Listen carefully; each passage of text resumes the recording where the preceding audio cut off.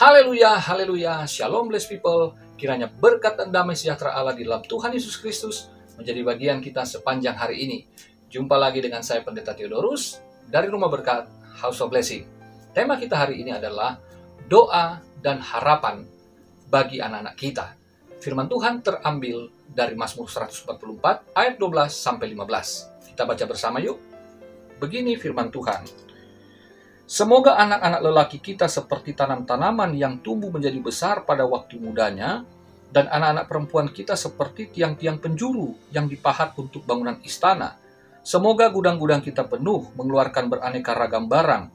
Semoga kambing domba kita menjadi beribu-ribu, berlaksa-laksa di padang-padang kita. Semoga lembu sapi kita sarat. Semoga tidak ada kegagalan dan tidak ada keguguran, dan tidak ada jeritan di lapangan-lapangan kita. Berbahagialah bangsa yang demikian keadaannya, berbahagialah bangsa yang Allahnya ialah Tuhan. Saudara yang terkasih dalam Tuhan, bahwa Daud sebagai seorang raja, dia sadar betul bahwa seperti yang dikatakan ayat 3 dan ayat 4, masa hidupnya itu secepat angin berlalu ya. Jadi dia sadar bahwa Israel membutuhkan generasi penerus. Itu sebabnya dia berdoa dan berharap bahwa anak-anak Israel bukan hanya anak-anak raja, tetapi di sini adalah anak-anak Israel, baik laki-laki maupun perempuan, akan menjadi tulang punggung bangsa. Jadi mereka akan menjadi generasi pengganti yang kuat, dan juga harapannya adalah generasi ini diberkati secara ekonomi, dan juga akhirnya berdampak sangat luas. Kita tahu bahwa Israel pada hari ini adalah penguasa global, baik itu untuk teknologi, ilmu pengetahuan, dan sains, maupun secara ekonomi. Dunia bisnis dikuasai secara global oleh mereka. Di mana-mana mereka ada. Dan itu adalah merupakan sesungguhnya penggenapan janji Tuhan bagi umat pilihannya. Nah, saudara yang terkasih dalam Tuhan, kita dapat mengambil pelajaran-pelajaran dari apa yang disampaikan oleh Daud dalam Mazmur ini. Tetapi ingat bahwa doa seperti ini jangan sampai berdasarkan motivasi yang keluar dari hati yang serakah. Karena apa? Bisa disalahpahami ini bahwa ini doa meminta kemakmuran untuk supaya anak cucu kita ini jadi kaya raya, sukses, dan kelihatan hebat. Tetapi sesungguhnya apa yang dituliskan di sini, ya, meskipun doa ini, harapan ini memang hebat sekali, termasuk tentang kemakmuran ekonomi, tetapi lihat di ayat 15, berbahagialah bangsa yang demikian keadaannya. Adalah kebahagiaan jika bangsa itu diberkati, tetapi kalimat penutupnya inilah kuncinya yang dimaksudkan oleh Daud. Yang terbaik adalah berbahagialah bangsa yang Allahnya ialah Tuhan. Jadi, bukan karena kekayaan materi itu yang membuat bangga dan bahagia, tetapi karena Tuhan yang disembah oleh Israel yang telah mengaruniakan semuanya. Nah, bagi kita, hari ini kita pelajari ya beberapa poin. Saudara juga dapat menyaksikan vlog saya sebelumnya ya dengan judul Tuhan adalah pelatih terbaik. Saudara, saya membahas ayat 1 sampai 4 saja. Nah, tetapi di sini saya mau secara ringkas mengambil poin-poin tertentu saja ya. Bagaimana kita sebagai orang tua dapat berdoa dan berharap kepada Tuhan agar ayat 12-15 ini menjadi bagian juga anak-anak kita. Tetapi ingat, ya, harus dengan motivasi yang benar. Karena iman, bukan karena kepentingan pribadi atau keinginan daging. Nah, kalau kita melihat di sini ada beberapa poin sebagai orang tua, maka kita dilatih oleh Tuhan. Sebagaimana Daud dilatih oleh Tuhan untuk berperang, demikian kita juga adalah orang tua yang harus melatih anak-anak kita, mengajar anak-anak kita. Dalam hal apa saja? Yang pertama, ayat 1 dan 2 di sana, bagaimana kita mengajar anak-anak kita untuk berperang. Saudara, sebagaimana Tuhan mengajarkan saya sebagai seorang tua, sebagai seorang bapak, untuk berperang, ketika keluarga menghadapi masalah, ketika pribadi menghadapi masalah, ketika lain menghadapi masalah, saya harus memberikan contoh kepada anak-anak saya bagaimana berperang itu nggak usah sampai maksudnya berperang secara fisik ya, tetapi peperangan kita adalah bukan melawan darah dan daging, kata Rasul Paulus. Jadi peperangan kita peperangan rohani. Dengan demikian, senjata yang kita pakai adalah senjata rohani juga. Dalam hal ini, Alkitab adalah senjata yang terbaik bagi orang Kristen, bagi orang percaya kepada Yesus. Di sini, ya kita mengajar anak-anak kita bagaimana ketika menghadapi situasi yang sulit, mari berkaca dari firman Allah.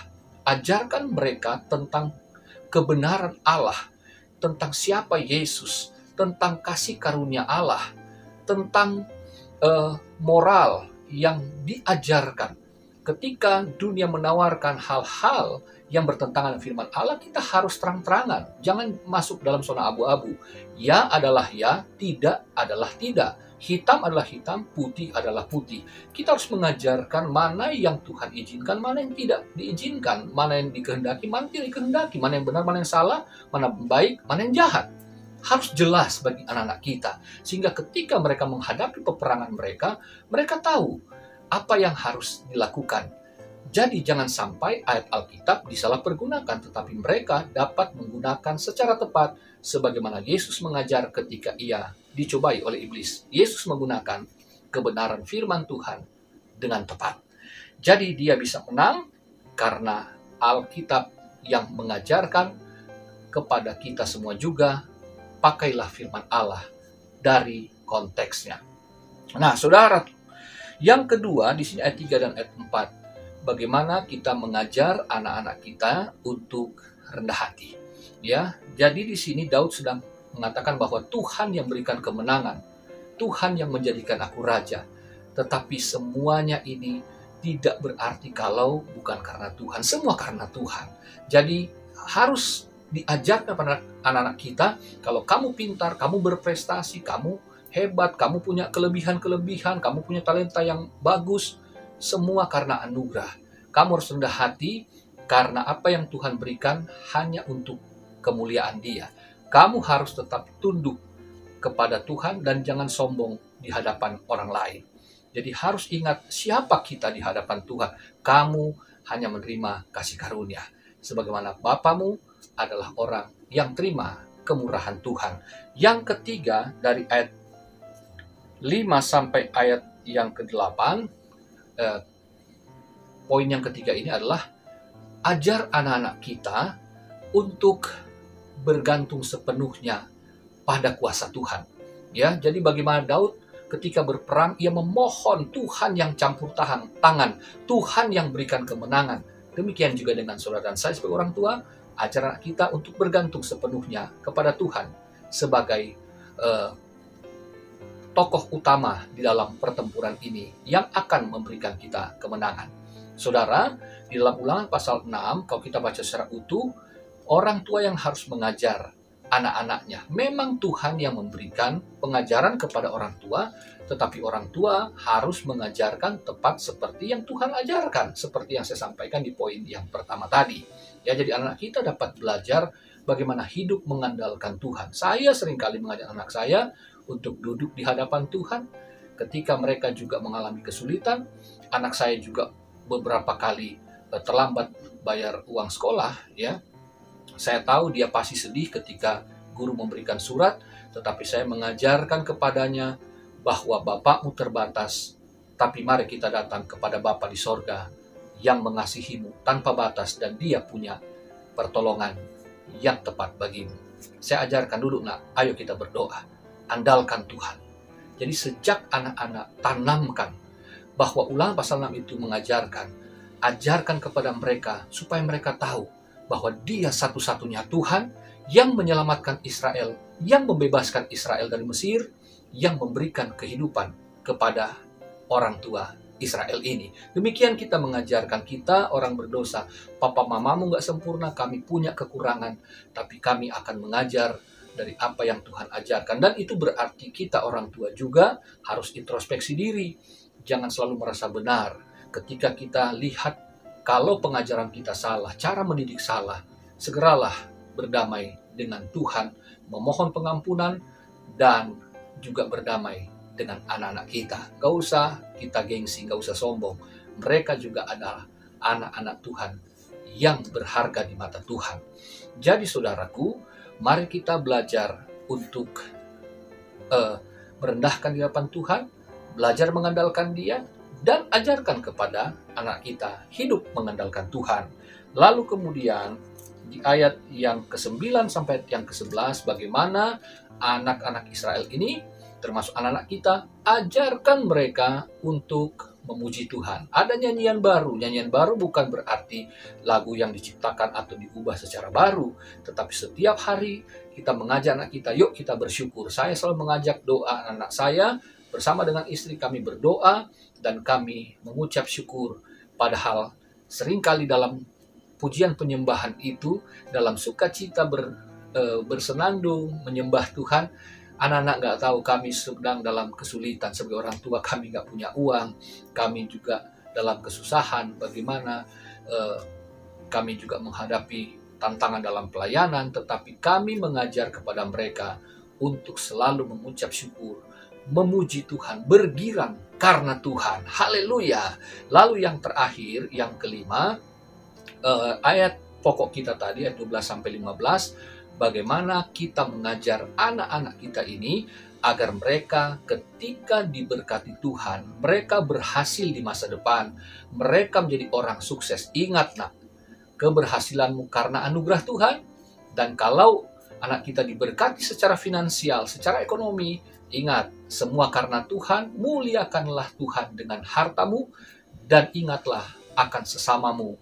Sebagaimana Daud mengingat selalu, karena Daud cinta Tuhan, Daud cinta Taurat Musa, maka Daud tentu tahu bahwa ada kepentingan-kepentingan Tuhan di dalam kekayaan yang dianugerahkannya, untuk memuliakan Tuhan, untuk menolong sesama, para fakir miskin, para janda, para yatim piatu, dan sesama yang membutuhkan, siapapun mereka. Demikian kita ajarkan anak kita sejak dini untuk berkemurahan hati kepada orang lain. Kiranya ini yang menjadi doa dan harapan kita semua, karena di ayat kunci tadi, berbahagialah ya yang bangsanya itu, berbahagialah bangsa yang Allahnya ialah Tuhan. Jadi ingatkan nak, ingat semua karena Tuhan.